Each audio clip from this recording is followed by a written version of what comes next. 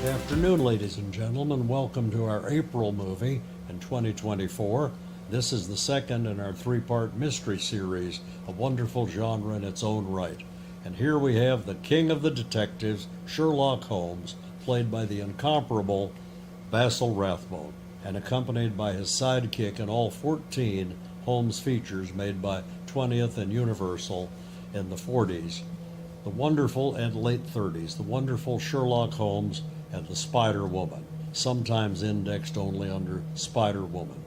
So now what we're talking about today is, why did the Holmes series succeed, and how long did it go on? And does anybody not know who Sherlock Holmes was? Famous sleuth. We needn't go into him. Does anybody not know who Basil Rathbone was? Star of horror movies, Sherlock Holmes pictures, straight dramas. Friend of Bjorklund in Wisconsin, because his son went to Lawrence University. So he has a Wisconsin connection as well. Basil Rathbone, who famously uttered so many lines. Come on, Watson, there's no time to lose. The game is afoot. Elementary, my dear Watson, and the like. And so here we go with Sherlock Holmes and the Spider Woman. What to look for here, besides playing fair with the audience? Three things.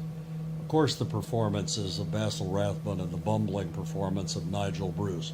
But, towering above almost, the performance of an actress named Gail Sondergaard.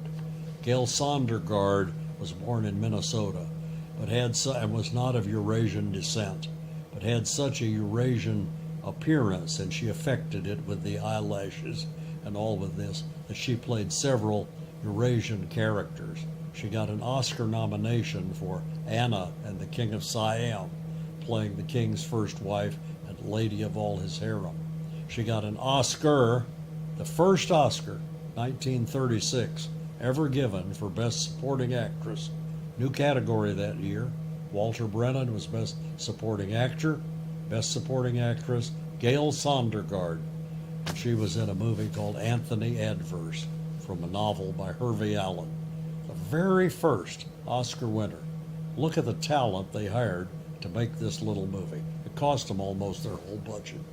And yet she was really from a small town, I forget, west of Minneapolis. She looks so Eurasian. And she plays the Spider Woman, who is after Sherlock Holmes, and after some jewels, and after Sherlock Holmes, and after some lives, and basically after luring Sherlock Holmes into a plot she knows he will never be able to resist investigating. People have to die at the hands of the Spider Woman.